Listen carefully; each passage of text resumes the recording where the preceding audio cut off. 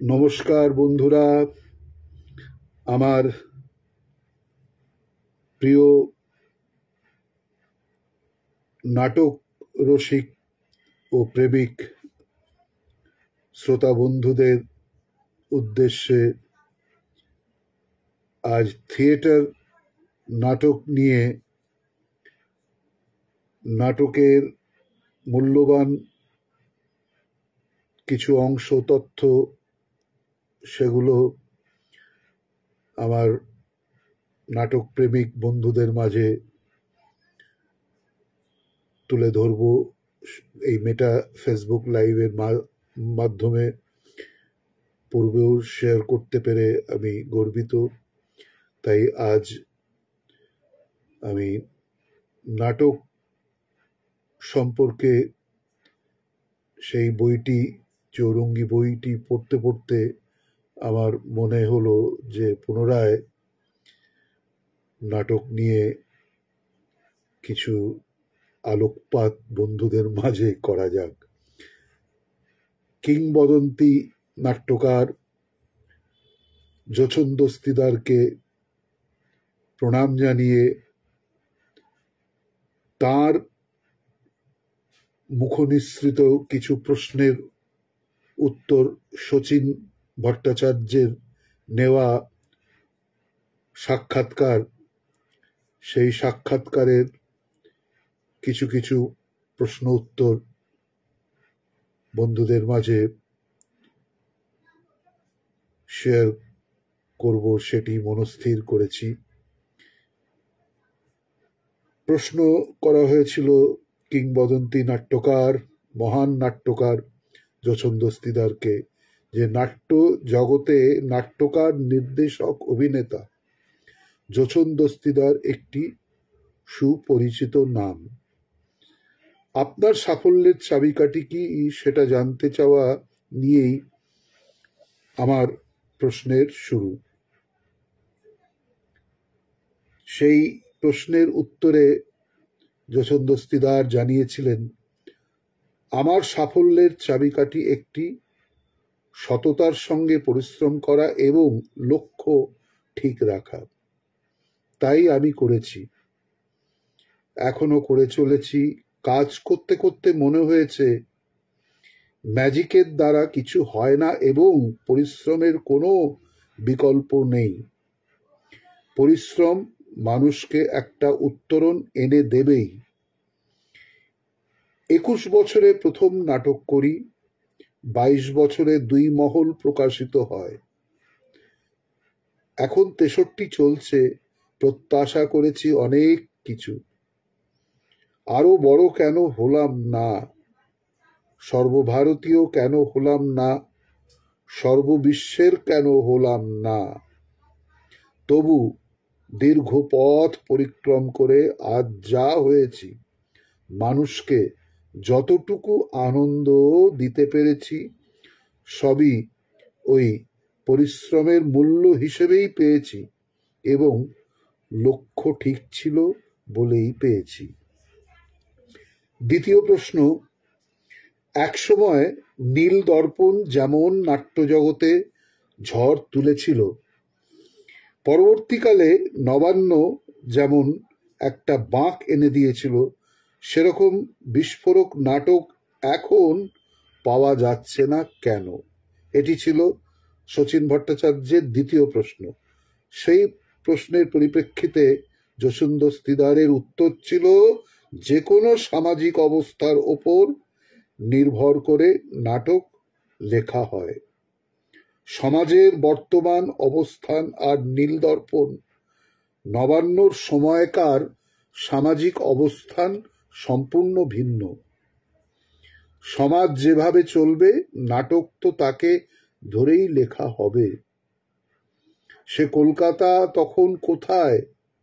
বঙ্গভঙ্গ আন্দোলনের সময় রবীন্দ্রনাথ রাখি বাঁধতে পথে বেরিয়েছিলেন। 1 পয়সা ট্রাম ভাড়া বৃদ্ধি রুখতে কলকাতা একদিন রক্ত স্নান করেছিল।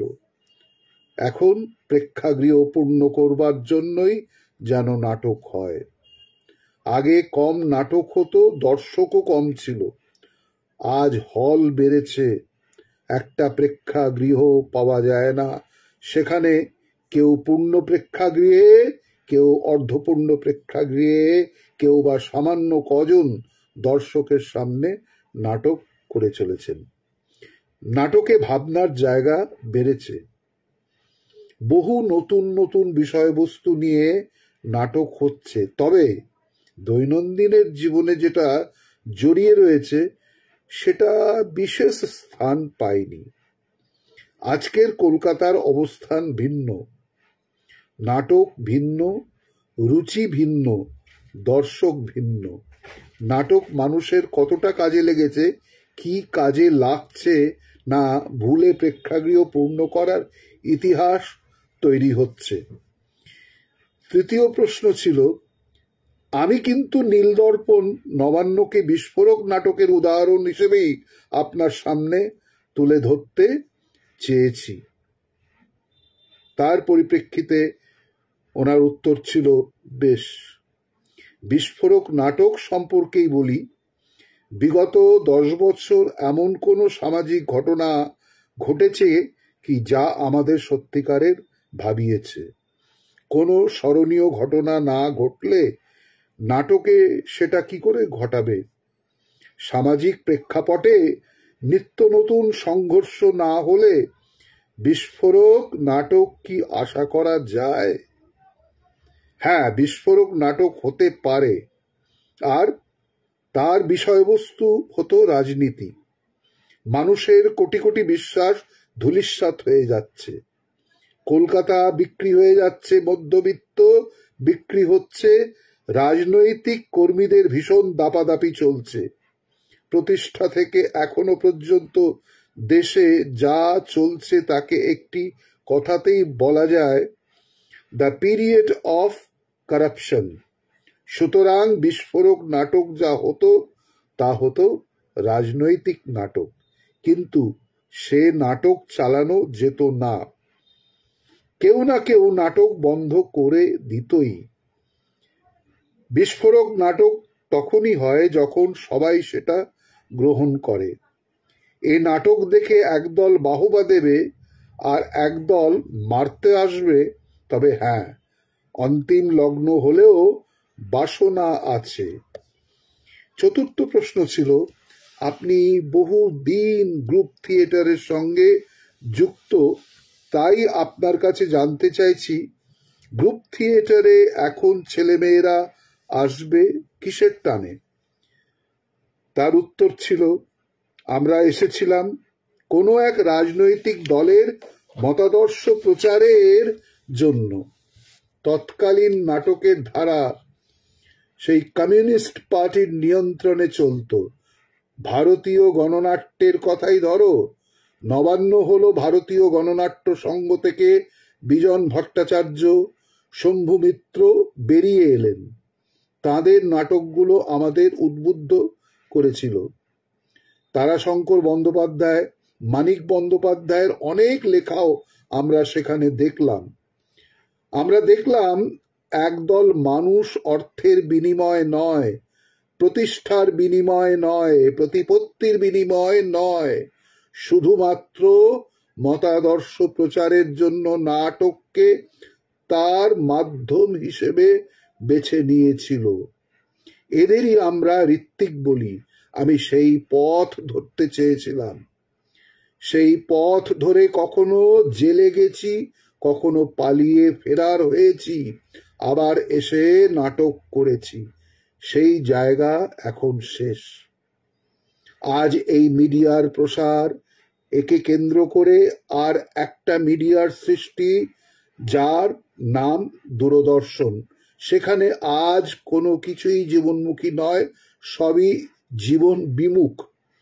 নাম অর্থ দুই পাওয়া যাচ্ছে সেখানে, আর সেজন্যই ছেলেমেয়েরা এখানে আসছে, কিন্তু ছুটছে ওদিকে। পঞ্চম প্রশ্ন ছিল, এর জন্য দায়ী কে, কারা? তার উত্তর, আমরাই সম্পূর্ণভাবে দায়ী। আমরাই ওদের শিখিয়েছি। আমরা যা কষ্ট করেছি ওদের যেন সেই কষ্টটা না করতে হয়। আমরাই ওদের পুরোপুরি ক্যারিয়ারিস্ট হতে শিখিয়েছি। জীবনটা কত কষ্টের, কত লড়াইয়ের সেটা ওরা আদৌ জানতে পারেনি। প্রত্যেকেই স্বেচ্ছাসেবকের কাজ করতে আমরা চেয়েছিলাম মতাদর্শ প্রচার করতে, ওরা চাইছে কিছু জেনে এটাকেই জীবিকা করতে। আমাদের সময়ও এটা ছিল না তা নয়। অনেকে তো থিয়েটারে বড় বড় বিপ্লবী কথা বলে পয়সা কামাতে যাত্রায় গিয়েছিল, যাত্রাপালা লিখেছিল, অভিনয় করে আসর মাতিয়েছিল। এখনো দূরদর্শনে হয়েছে, সেই দূরদর্শনই ওদের টানছে। সামাজিক অবস্থান আজ তাই। তবে যা তোমায় বললাম এর জন্য সম্পূর্ণভাবে আমরাই দায়ী। ষষ্ঠ প্রশ্ন ছিল থিয়েটারে দর্শকের স্বল্পতা প্রযোজক গোষ্ঠীর চিন্তার কারণ। অনেকে বলেন বাংলা মঞ্চে ভালো থিয়েটার হচ্ছে না। এ ব্যাপারে আপনার সুচিন্তিত মতামত যদি ব্যক্ত করেন।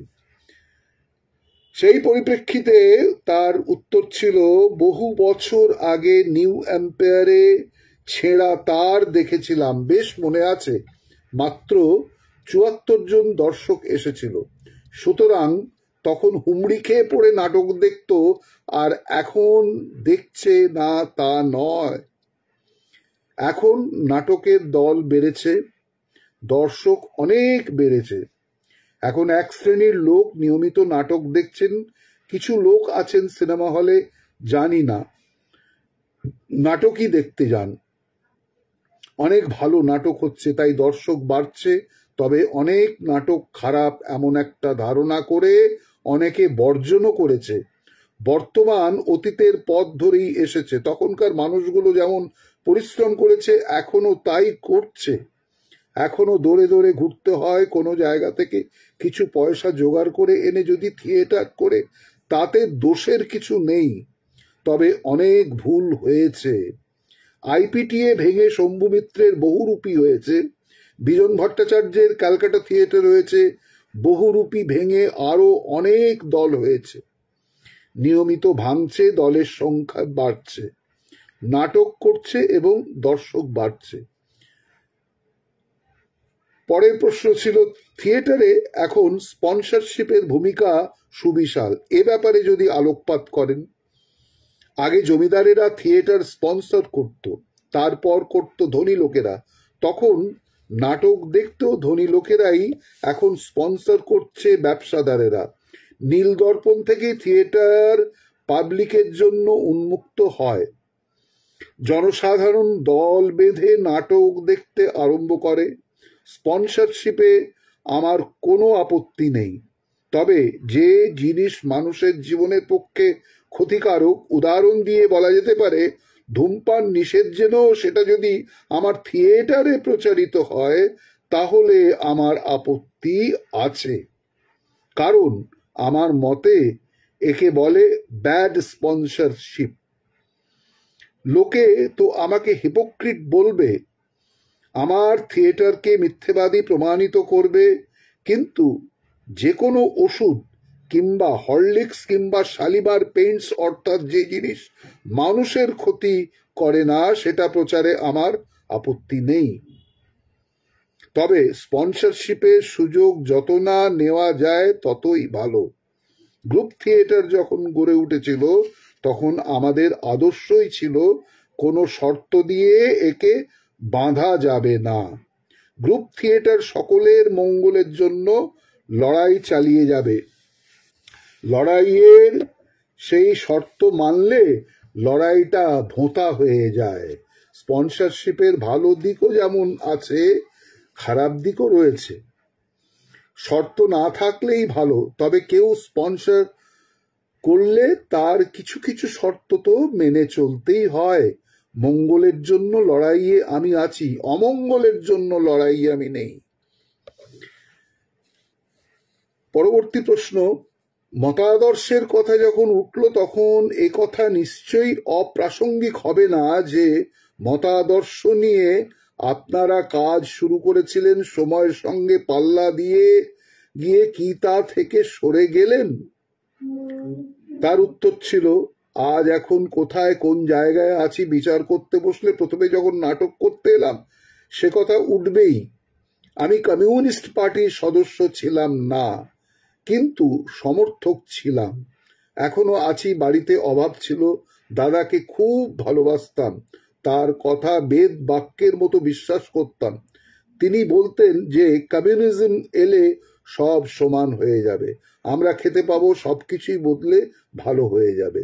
শুনতাম একদল মানুষ যারা সংখ্যায় বেশি তারা খেতে পায় না, আর একদল মানুষ যারা সংখ্যায় মুষ্টিমেয় সবটাই নিজেদের পকেটে পুড়ছে। কাজ করতে করতে অনেক উত্থান পতনের লড়াই করতে করতে এক সময় দেখলাম একদিন নির্বাচনে বামফ্রন্ট জিতল। যারা লড়াইয়ের ময়দানে ছিল তারা রাজ্য চালাবার ময়দানে এলো। আমার অবস্থাটাও একেবারেই উল্টে গেল। শাসন ক্ষমতায় থাকলে এমন অনেক কাজ করতে হয় যার সব কিছুকেই সমর্থন করা যায় না। অনেক কিছু সেই মনোমতো না হলেও সমর্থক হয়ে তার সমালোচনা করা যায় না। সমালোচনা করলে যে ক্ষতিটা হবে তার ফায়দা তুলবে আর এক দল, যে দলকে নিকৃষ্ট বলে মনে করা হয়। ফলে অনেক সত্যই বলতে পারা যায় না। আমার পক্ষে সেই পিরিয়ডটাই চলছে। আশা করছি আমার অবস্থানটা তোমাকে বোঝাতে পেরেছি। পরবর্তী প্রশ্ন ছিল, আপনি আপনার যে কোনো একটি প্রযোজনা দর্শকের সামনে উপস্থাপনার আগে আপনার প্রয়োগ পরিকল্পনা, অর্থাৎ আপনি আপনার acting method, players training, acting style, character analysis, set, light, মিউজিকের ব্যবহার ইত্যাদি সম্পর্কে যদি কিছু জানান তাহলে ভবিষ্যৎ নির্দেশকরা তা থেকে অনেক লাভবান হতে পারবে। এ ব্যাপারে যদি আলোকপাত করেন। তার উত্তর ছিল, এখন অভিনয় শেখাবার নানা রকম ওয়ার্কশপ শুরু হয়েছে, কোনোটা 7 দিনের, কোনোটা 15 দিনের। এখানে কাজের কাজ কিছু হয় না, শুধু ওস্তাদি শেখানো হয়। রবীন্দ্রনাথের একটা কথা বলি, তাতে বুঝতে পারবে আজকালের ওয়ার্কশপের প্রকৃত স্বরূপটা কি। ওস্তাদের কাছে গান শেখাতে পাঠালাম, সে গান না শিখে ওস্তাদি শিখে এলো। ওয়ার্কশপে ছেলেকে টার্মিনোলজি শেখানো হলো, পরে যখন সে কোনো পরিচালকের কাছে গেল, সে সাদামাটা ভাষায় যখন তাকে অভিনয় শেখাতে গেল, সে টার্মিনোলজি আওড়াতে লাগলো। আমি নিজে যখন কোনো নতুন প্রযোজনায় হাত দিই, দলের সকলকে জানাই না, কারণ ভাবের আদান প্রদান সকলের সঙ্গে হয় না। প্রথমে ফিনান্সিয়াল পজিশন নিয়ে আলোচনা হয়, সেট এবং কম্পোজিশন নিয়ে বিশেষ ভাবতে হয় না, কারণ 5 বছর আমি আর্ট কলেজের ছাত্র ছিলাম। আমার সংস্থার সব্যসাচী চক্রবর্তী আর সুজিত ঘোষের সঙ্গে বিস্তারিত আলোচনা করে ফাইনাল স্টেজে পৌঁছই। দৃশ্যপটের ক্ষেত্রে উৎপল দত্ত মঞ্চের হাইটটাকে ব্যবহার করতেন। আজকাল বাসভূমি এবং আরো 1-2টি নাটক ছাড়া হাইটের ব্যবহার দেখা যায় না। সেখানে সেটাও প্রয়োজন কিনা সেটা কিন্তু তর্কের বিষয়, আর সেটা মাথায় রেখেই প্রযোজনার পরিকল্পনা চলে। সেই স্তানিস্লাভস্কি বলতেন, when you read it emotionally, when you think it rationally, when you put it logically. চরিত্রকে বুঝে নাও, তারপর অভিনয় করো। আবেগ দিয়ে দেখো, ডাক্তারের মতো কাটো, যুক্তি দিয়ে জোড়ো। নাটকে সবকিছুই এডিটেড, সকলকে সেই বাঁধুনিটা বলে দিতে হবে, তারপর যা করবার সব করতে হবে 2 ঘন্টার মধ্যে। ফিল্মে ডিরেক্টরি সব, থিয়েটারে নয়, মঞ্চে অভিনেতাই সব, সেখানে যা করবার তাকেই করতে হবে। পরবর্তী প্রশ্ন ছিল যে গণনাট্যের নাট্য বিষয়ক বর্তমান চিন্তাধারা সম্পর্কে আপনার মতামত কি। তার উত্তর ছিল, ওদের ক্ষেত্রে বলতে হয় বেচারা যতই অস্বীকার করুক ওরা তো এখন ডিরেক্ট কমিউনিস্ট পার্টির সাংস্কৃতিক শাখা বলেই প্রচারিত। আমরা যেমন মুখ বন্ধ করে আছি, তেমনি ওরাও মুখ বন্ধ করেই আছে। মুখ বন্ধ করে থাকতেই হচ্ছে। বিগত 10 বছরে এমন একটা প্রযোজনা, এমন একটা গান কিংবা নাচ ওরা করতে পারেনি যা আগামীকালকে উদ্বুদ্ধ করতে পারবে। আমি অন্তত বিগত 10 বছরে দেখিনি। পরবর্তী প্রশ্ন, এই আর্থ সামাজিক কাঠামোর মধ্যে বিজ্ঞাপন ও সস্তা প্রলোভনের পাশাপাশি সুস্থ সংস্কৃতি বোধ কতখানি কার্যকরী করা যাবে ও তা বিকশিত করতে নাট্য সংস্থাগুলির কর্তব্য কি এবং কতখানি আছে বলে আপনি মনে করেন? সেই প্রশ্নের পরিপ্রেক্ষিতে উত্তর ছিল, জীবনে সবকিছুই ঠেকতে ঠেকতে শিখতে হয়। সবাই না হলেও কিছু নাট্যদল ঠেকে শেখেছে। সবকিছু পেয়ে একদল ভাবছে আমাদের আর কিছু পাওয়ার নেই, আমাদের পাওয়া শেষ। নিয়মিত যারা নাটক করেন তাদের একদল কিন্তু গড্ডালিকার বাইরে আসতে চান। তারপর নতুন প্রজন্মের কিছু ছেলে মেয়ে আসছে যারা সত্যি ভাবছে। শিল্প এগোবার জন্য সব সময় উল্টো পথকেই ধরছে। সে সময় এসেও গেছে। অনেক নাটক ভালো লাগছে না, অনেক নাটক ভালো লাগছে, অনেক নাটক হাউসফুল হচ্ছে, কিন্তু নাটক দেখে বেরিয়ে এসে মনে হয় এখানে প্রয়োজনের চেয়ে আয়োজনকেই অনেক বেশি ঠাঁই দিয়েছেন। ক্রিয়েটিভ কাজের মধ্যে যারা আছে তাদের প্রযোজনাটাকেই বড় করে দেখতে হবে। উদাহরণ দেওয়ার মতো ব্যক্তিত্ব বেরিয়ে আসবে ওদেরই মধ্যে থেকে। কোনো জিনিস তো হঠাৎ হয় না, একটা প্রসেস চলে। নাটকও তার ব্যতিক্রম নয়। পরবর্তী প্রশ্ন, ইদানিং নাটকের মধ্যে খিস্তি খেউর সমাজের কিছু কিছু অসুস্থ পরিবেশ সৃষ্টি করে নাটক জমাবার চেষ্টা চলছে, কিন্তু তাতে কি মনে হচ্ছে না যে সুন্দর সংলাপ চয়নের অভ্যাস এবং মহৎ সৃষ্টি করার চেষ্টা থেকে আমরা পিছিয়ে পড়ছি? তার উত্তর, বিগত 10 বছরে সত্যিকারের বাংলা সাহিত্য সৃষ্টি হয়েছে কোথায়? দু একটি ছাড়া সাহিত্য সৃষ্টির নাম করতে পারবে না। বেশিরভাগই সস্তা, যৌন, আবেদনমূলক এবং সেটাই রমরমিয়ে চলছে। নাটকে যারা সেই অপসংস্কৃতি আনছে তারা দাবি করবে যে আমাদের নাটক হচ্ছে স্পষ্টবাদিতার প্রামাণিক দলিল।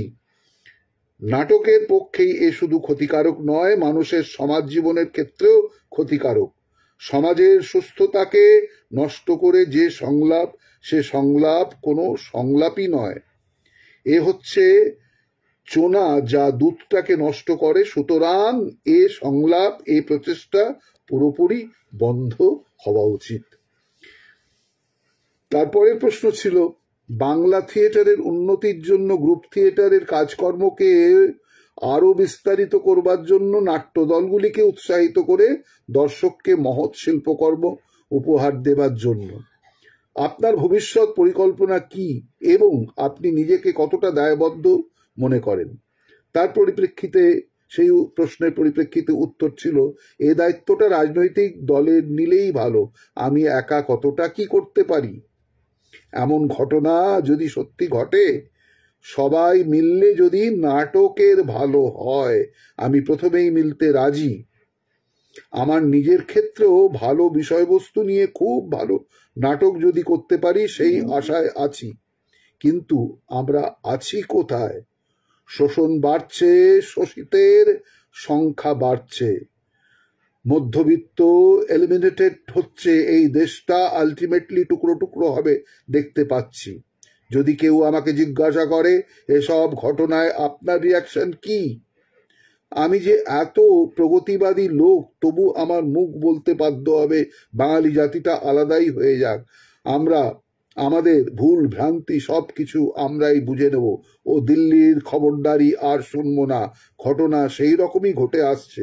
মহৎ আদর্শের জন্য ভালো কিছু পথ দেখাবার জন্য থিয়েটার যদি এর বিরুদ্ধে রুখে দাঁড়ায়, মোকাবিলা করবার জন্য আদর্শের দিক থেকে সম্মিলিতভাবে রুখে দাঁড়াবার পথে এগোয়, তবে তার সম্ভাবনা খুবই কম।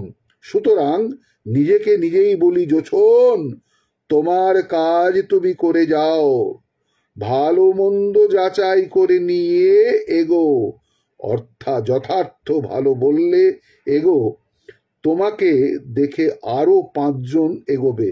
কিন্তু এই মুহূর্তে বাংলা নাট্য জগতের যে চেহারা আমি দেখতে পাচ্ছি, তাতে সামনের 10 বছরেও আশার আলো কিছু দেখতে পাচ্ছি না।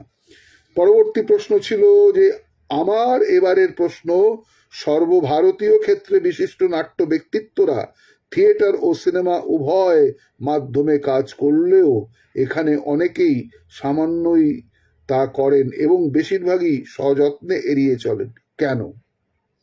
সেই প্রশ্নের পরিপ্রেক্ষিতে উত্তর ছিল, সিনেমায় আমি খুবই কম কাজ করেছি এবং যা করেছি তা উল্লেখ করার মতো কিছুই নয়। তবে টিভি সিরিয়ালের জন্য খুব ভালোভাবে কাজ করতে পেরেছি। এখানে কাজ করবার জায়গা চাই এবং সেটা প্রচণ্ড পরিশ্রম করে তৈরি করে নিতে হয়। এই মিডিয়াম যে একদিন থিয়েটারকে গ্রাস করবে সেটা কিন্তু অনেকেই বুঝে উঠতে পারছে না। তুমি না এলেও অন্য কেউ এসে ঢুকে পড়বে। আমি চেষ্টা চালিয়ে গেছি কি করে থিয়েটার আর টিভি সিরিয়াল এই দু মাধ্যমের একটাকে আর একটা পরিপূরক করা যায়। আমি তাই প্রথমে ঠিক করেছিলাম গ্রুপ থিয়েটারের ছেলে মেয়ে ছাড়া বাইরে থেকে কাউকে নেব না। টালিগঞ্জ পাড়ার নামী প্রখ্যাত বিখ্যাত কাউকে দিয়েই তাই কাজ করিনি। আমি এক ঝাঁক নতুন ছেলে মেয়ে, এক ঝাঁক নতুন টেকনিশিয়ান এবং এক ঝাঁক কর্মী তৈরি করতে পেরেছি। এরা সবাই থিয়েটারের লোক এবং এরা সবাই সাকসেসফুল। গ্রুপ থিয়েটারের ছেলেমেয়েরা এই মিডিয়ামে কাজ করতে পারবে না, এটা আজ আর কেউ বলতে পারবে না। আমি যদি ফেল করতাম, সোনেক্স যদি ফেল করত, তবে গ্রুপ থিয়েটারের এতদিনের সব পরিশ্রম বৃথা হতো। আজ ফিল্মের লোকেরা সিরিয়ালে আসছে, তরুণ মজুমদার, তাপস পাল আসছেন, সবাই একে একে আসবেন। গ্রুপ থিয়েটারের লোকেরা টালিগঞ্জ পাড়ার ডাক পাচ্ছেন এবং পাবেন। এটাই আজ গ্রুপ থিয়েটারের অবদান। পরবর্তী প্রশ্ন ছিল যেটি শচীন ভট্টাচার্যের শেষ প্রশ্ন সাক্ষাৎকারের মাধ্যমে যোচন দস্তিদারকে। সেই যোচন দস্তিদার সেই প্রশ্নটি ছিল যোচন দস্তিদারকে, আমার শেষ প্রশ্ন, একটি প্রযোজনা সর্বাঙ্গ সুন্দর করে তুলতে গেলে যা যা করার দরকার তা করা সত্ত্বেও যখন দর্শক প্রযোজনাটিকে গ্রহণ করল না, তখন একজন নাট্যকার, নির্দেশক, অভিনেতা হিসেবে আপনার অভিজ্ঞতা কি বলে? সেই প্রশ্নের পরিপ্রেক্ষিতে যোচন দস্তিদারের উত্তর ছিল, আমি যখন 2 মহল করছি তখন রক্তকরবী চলছে, আমি যখন কর্ণিক করছি তখন তার পাশাপাশি নাট্যকারের সন্ধানে 6টি চরিত্র হচ্ছে, আমার যখন পদ্য গদ্য প্রবন্ধ হচ্ছে তখন চলছে মারিচ সংবাদ। ওদের সব প্রেক্ষাগৃহ পূর্ণ, আমার প্রেক্ষাগৃহ শূন্য। অত্যন্ত আঘাত লাগে, খুবই শক্ট মনে হয়। কিন্তু যখন 100 জন দর্শকের মধ্যে একজন দর্শক কর্ণিক নাটকের শেষে এগিয়ে এসে জড়িয়ে ধরে বলেন, চালিয়ে যান, দর্শক একদিন এ নাটক নেবেই, তখন আবার উদ্বুদ্ধ হয়ে ধার দেনা করে কষ্ট করে নাট্য প্রচেষ্টা চালাই। উৎপল দত্তর ক্ষেত্রে লেফট নেতৃত্ব সবসময় তাকে স্পন্সর করেছে। যখন হই হই করে অজেয় ভিয়েতনাম চলছে, সর্বত্র তার প্রচন্ড প্রচার চলছে, তখন আমি অমর ভিয়েতনাম করছি। আমি তো কখনোই আমার ঢাক পিটিয়ে সকলকে বলতে যাইনি, আমারটাও দেখুন। আমার কষ্টটা আমি বুঝতে পারি আর এটা সকলকেই ভোগ করতে হবে। জীবনের অন্তিম লগ্নে এসে মনে হচ্ছে যদি লক্ষ্য ঠিক রেখে লড়াই করতে পারি, এগোতে পারি, তবে আমি আমার নিজের কাছে খুব পরিষ্কার থাকব। তাতে বছরে আমার যদি মাত্র 4টে শো হয়, সেই 4টেই হোক। প্রেক্ষাগৃহ পূর্ণ করবার দৌড়ে যোচন তুমি কোনো রকম কম্প্রোমাইজ করো না। তোমার লক্ষ্য থেকে তুমি সরে যেও না। এইভাবে কিংবদন্তি মহান থিয়েটার অভিনেতা নির্দেশক যোচন দস্তিদারের মূল্যবান একটি সাক্ষাৎকার আমার নাটক প্রেমিক শ্রোতা বন্ধুদের মাঝে উপস্থাপনা করতে পেরে আমি গর্বিত, আপ্লুত। আমার সঙ্গে যারা এই মেটা ফেসবুক লাইভে উপস্থিত হয়েছিলেন বা পরবর্তী আবার আমার ফেসবুক লাইভ শেষ হওয়ার পরেও যারা আসবেন দর্শক হিসেবে, তাদেরও আমি আগাম শুভ নববর্ষের শুভেচ্ছা, অভিনন্দন, ভালোবাসা জানাই। আমার সঙ্গে আমার আর এক পুরনো বন্ধু, দাদা, গুরু ভাই শ্রী তাপস ব্যানার্জি পাটনা হতে রয়েছেন। আমার আর এক ভাতৃস্থানীয় বন্ধু কলকাতার তরুণ ঘোষ রয়েছেন, এবং আরো দেখতে পাচ্ছি অনেকে রয়েছেন। তাদেরও আমি শুভেচ্ছা জানাই। আপনারা সুস্থ থাকবেন, আনন্দে থাকবেন।